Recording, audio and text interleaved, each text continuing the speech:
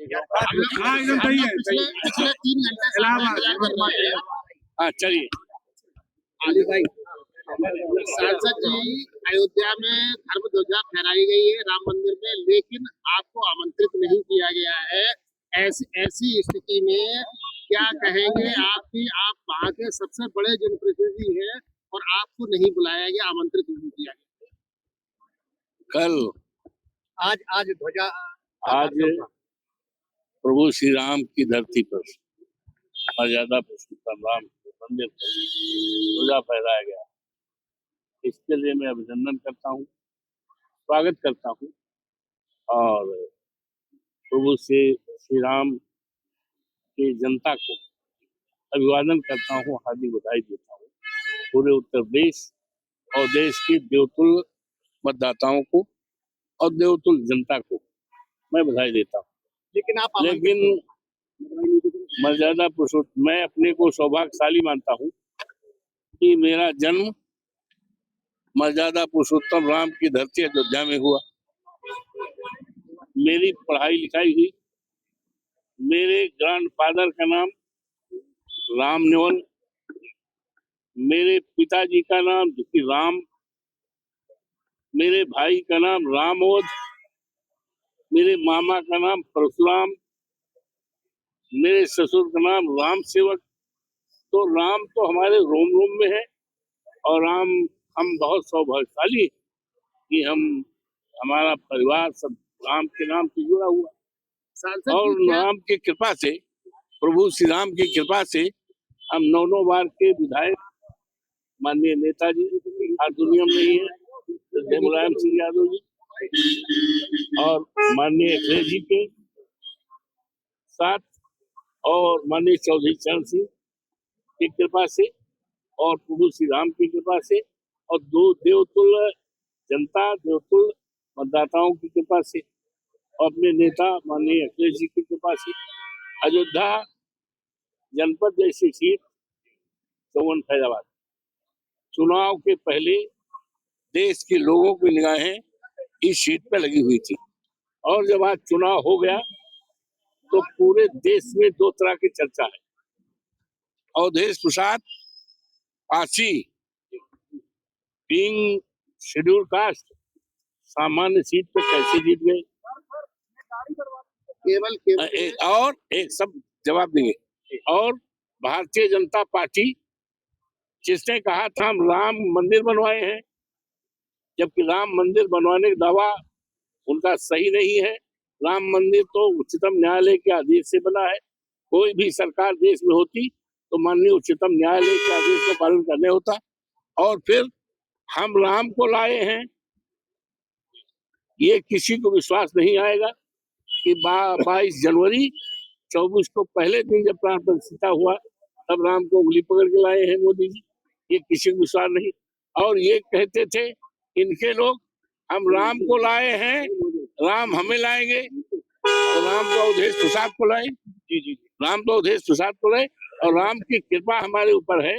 लेकिन अफसोस है कि कल आज जो है मंदिर पर ध्वजा लहराया गया। माननीय प्रधानमंत्री जी वहां गए, उनके जाने का मैं स्वागत करता हूँ, अभिनंदन करता हूँ और समूचे देवतुल्य जनता को, प्रभु श्री राम के जनता को अभिनंदन करता हूँ, उनके चरणों के प्रणाम करता हूँ। लेकिन हमको बुलाया नहीं गया, हमको बुलाया नहीं गया, क्या कारण है? जबकि मैं कल वेट कर रहा था। मैं आपको बताऊं जी, जाने किनारे हो लो, मैं वेट कर रहा था कल 24 तारीख को मैं 1:30 बजे दिन तक स्नान तक नहीं किया। I was just waiting, card आएगा भाई, कार्ड आएगा और पता लगे हम नहा रहे हो, कार्ड वाला चला जाए। तो मैं 1:30 बजे तक इंतजार करता रहा और आज रात को 12 बजे तक इंतजार करता रहा कि हमारे पास कार्ड आएगा। कार्ड आज 12 बजे रात तक, सुबह भी मैंने पूछा तो मेरे पास कोई कार्ड नहीं है। और यहाँ तक जानकारी मिली है कि अयोध्या के प्रभु श्री राम की जनता को इग्नोर किया गया। बाहरी लोगों को बुलाया गया, लेकिन वहाँ के लोगों को बुलाया नहीं गया। आपको जिस तरीके से आमंत्रित नहीं किया गया, सबसे बड़े जनप्रतिनिधि आपसे, कितनी तकलीफ आपके मन में इसको लेकर के है कि आप अयोध्या के सबसे बड़े जनप्रतिनिधि हैं, वहाँ के सांसद हैं और आपको आमंत्रित नहीं किया गया? हमको तकलीफ नहीं है, लेकिन हमारे लोग जो हमारे देवतुल्य मतदाता हैं, प्रभु श्री राम की जनता है, देवतुल्य जनता है, उनको इस बात का जरूर अफसोस है कि हमारे प्रतिनिधि को, जिसको मैंने चुनाव जिताया, जिसकी चर्चा सारे देश दुनिया में है, हम लोगों के आशीर्वाद से, हम लोगों के वोट से वो सांसद बने हैं। 543 में उनका सबसे ज्यादा चर्चा है और उनको इस प्रभु श्री राम के मंदिर पर पताका फहराया जा रहा है।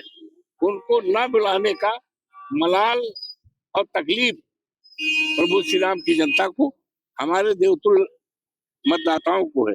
हमें कोई तकलीफ नहीं, हमें अपने को कोई तकलीफ नहीं। बीजेपी जिस तरह से ये हिंदुत्व कार्ड खेल रही है, जिस तरह से कई समाजवादी पार्टी उसको पिच मानते हुए केदारेश्वर मंदिर का जिस तरह से निर्माण हो रहा है, किस तरह से आप देख रहे हैं? क्या 27 में बाकायदा हिंदू पिच को लेकर दोनों पार्टी आमने सामने होंगी? देखिए, ऐसा है, 27 में दुनिया की कोई ताकत नहीं है जो माननीय अखिलेश यादव जी की सरकार उत्तर प्रदेश में, उनके नेतृत्व में 27 में उत्तर प्रदेश में सरकार बनेगी, कल्याणकारी राज्य की सही माने में स्थापना होगी। तो बेस क्या पीडीए रहेगा कि और भी देश में हिंदुत्व की पिच? ऐसा है, हिंदुत्व की राजनीति तो बीजेपी वाले करते, हिंदुत्व की राजनीति तो बीजेपी वाले करते।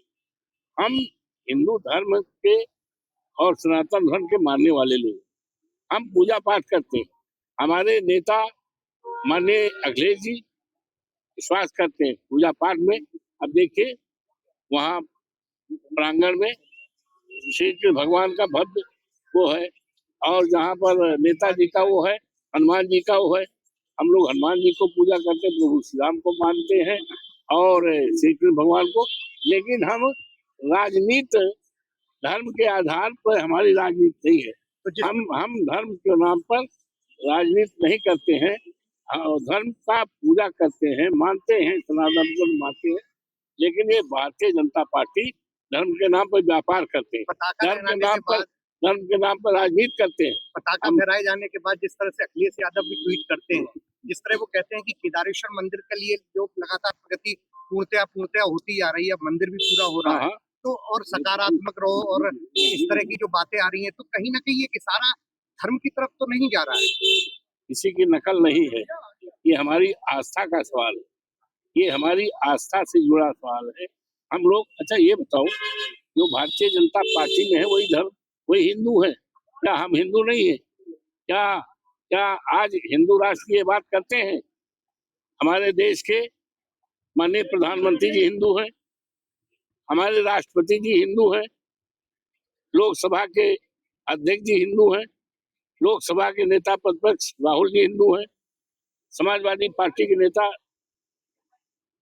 माननीय अखिलेश जी हिंदू हैं, और उत्तर प्रदेश जो देश के बराबर है, देश के बराबर एक प्रदेश है, वहाँ के मुख्यमंत्री योगी बाबा हिंदू हैं, राज्यपाल जी हिंदू हैं, अवधेश प्रसाद जो अयोध्या से जीते हैं हिंदू हैं।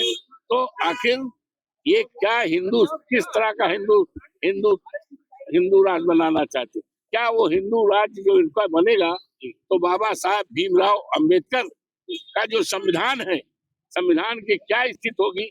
क्या हिंदू राष्ट्र बनेगा तो बाबा साहब भीमराव अंबेडकर का संविधान एज इट इज रहेगा कि संविधान को खत्म करेंगे? ये सारी बातें जब हिंदू राष्ट्र की बात करते हैं, तो इनको सबसे पहले किस तरह का हिंदू राष्ट्र करेंगे उसका नक्शा देना पड़ेगा, ब्यौरा देना पड़ेगा। हिंदू राष्ट्र में किन किन जातियों का क्या स्थान होगा, ये सारी बातें हैं। ये धोखा है, ये जमीन पे कोई काम किए नहीं है। इसलिए इस देश की, प्रदेश की और देश की जनता को गुमराह करने का तरह तरह का सगुफा छेड़ते रहते हैं। Thank you sir, thank you sir, thank you.